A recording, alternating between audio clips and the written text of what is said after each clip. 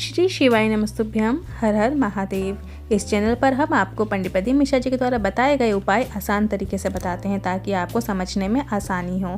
कल है 20 जनवरी, दिन है शिवरात्रि का। माघ के महीने में पड़ने वाली शिवरात्रि का अपना एक अलग ही महत्व है।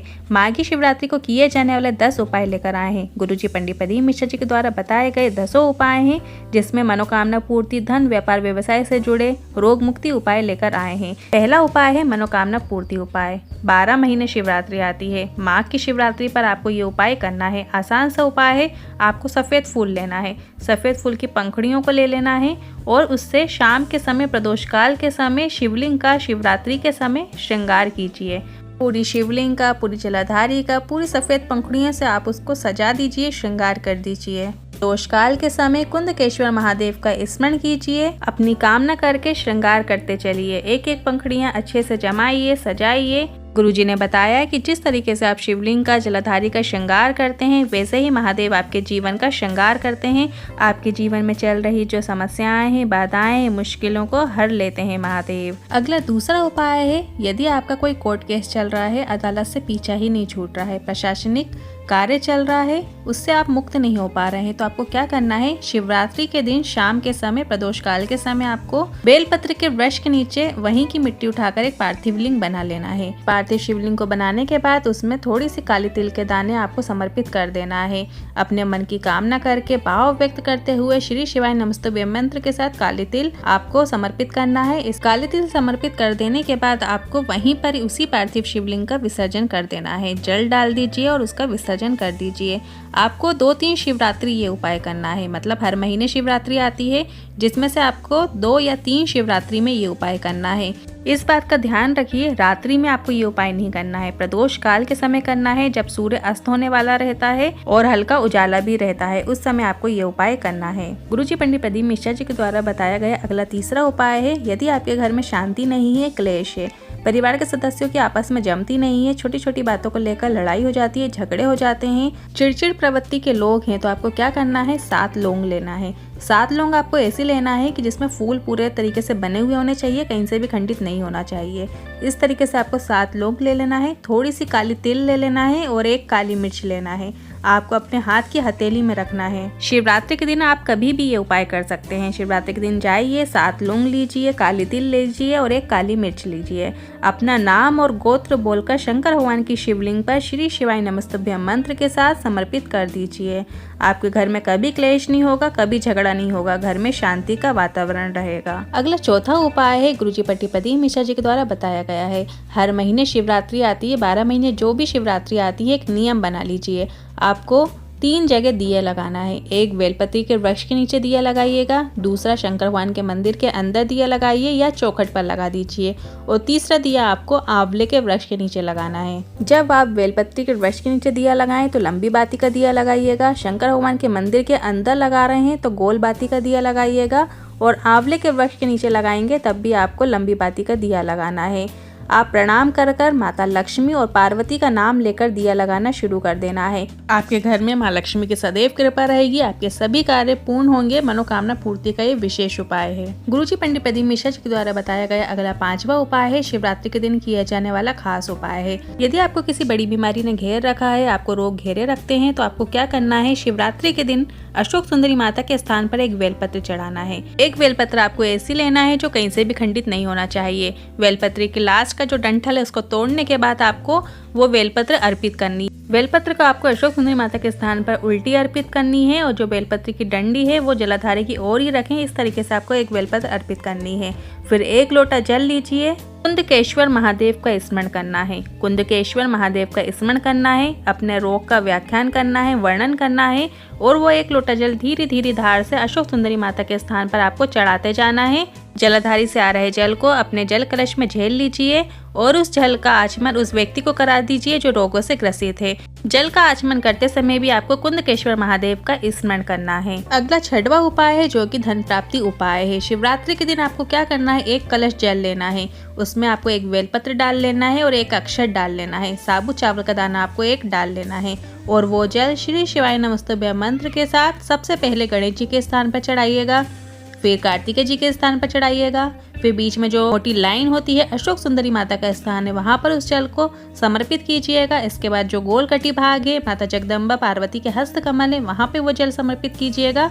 फिर पूरा जल आपको श्री शिवाय नमस्तुभ्यम मंत्र के साथ शिवलिंग पर समर्पित कर देना है। धन प्राप्ति का ये आसान सा उपाय है। बढ़ते हैं 7वें उपाय की तरफ। इस उपाय में आपको क्या करना है, शिवरात्रि के दिन शाम के समय आपको पार्थिव शिवलिंग निर्माण करना है। पार्थिव शिवलिंग निर्माण के लिए आपको ऐसी जगह की, ऐसे भाग की मिट्टी लाना है जहाँ पे किसी ने कोई गंदगी ना की हो, पवित्र भाग होना चाहिए। मिट्टी लाने के बाद उसे शुद्ध जल से या पवित्र नदी के जल से आपको उस मिट्टी का सिंचन करना है। यदि आपके पास पवित्र नदी का जल जैसे नर्मदा, गंगा, यमुना का जल नहीं है आपके पास, तो आप दूध से भी उस मिट्टी का सिंचन कर सकते हैं। जरा सा दूध ले लीजिए, उससे भी सिंचन कर दीजिए, या अपने पास जो भी जल है उसमें आपको एक बेलपत्री डुबो लेना है और उस जल से उस मिट्टी का सिंचन करना है। सुबह के समय आपको मिट्टी गला के रख देना है। इसके बाद आपको रसोई घर में 1 कलश जल रखना है और उसके ऊपर एक प्लेट रख दीजिए जिसमें एक चावल का दाना रख देना है। मटके परिंदे के पास थोड़ी देर रखे रहने दें, 1 घंटा 2 घंटा। रसोई घर में अन्नपूर्णा माँ का निवास होता है, मटके के पास पितरों का निवास होता है, इसलिए पूरे घर में साफ सफाई करो या ना करो पर रसोई घर में सफाई अवश्य ही होनी चाहिए। 33 कोटि देवी देवता एक क्षण के लिए जरूर आते हैं। जो जल कलश आपने रसोई घर में भरकर रखा है उसी जल कलश से आपको पार्थिव शिवलिंग का निर्माण करना है। जब आप वो जल मिट्टी में डालते हैं तो उससे अन्नपूर्णा का भाव आता है, पितरों का भाव आता है, लक्ष्मी का धन संपदा का भाव आता है, पूरे 33 कोटि देवी देवता का आनंद उसमें समाहित हो जाता है। तब वो मिट्टी कैलाशपति के स्वीकार करने के लायक हो जाती है, मिट्टी पवित्र हो जाती है। जब आप पार्थिव शिवलिंग निर्माण करेंगे तो सबसे पहले आपको नीचे एक पात्र में बेलपत्र रखनी है, फिर उसके ऊपर आपको पार्थिव शिवलिंग निर्माण करना है। पार्थिव शिवलिंग निर्माण करने के बाद जो चावल का दाना है वो शिवलिंग के ऊपर आपको रख देना है। इसके बाद पार्थिव शिवलिंग की आप पूजा विधि कीजिए। श्री शिवाय नमस्तुभ्यम मंत्र का स्मरण करके सारी चीजें अर्पित कीजिए। दूध, दही, घी, शहद, शक्कर, पंचामृत। पूरी पूजा विधि करने के बाद आपको विसर्जन विधि जरूर करना है। गुरुजी पंडित प्रदीप मिश्रा जी हमेशा अपनी कथाओं में बताते हैं कि पार्थिव शिवलिंग निर्माण करने से आपके घर में कभी कोई बड़ी बीमारी नहीं घेरती है और घर में कभी अकाल मृत्यु नहीं होती है। घर की सभी समस्याओं के निवारण के लिए, घर में सफलता के लिए, घर में धन संपदा उन्नति के लिए पार्थिव शिवलिंग निर्माण विधि जरूर करना चाहिए।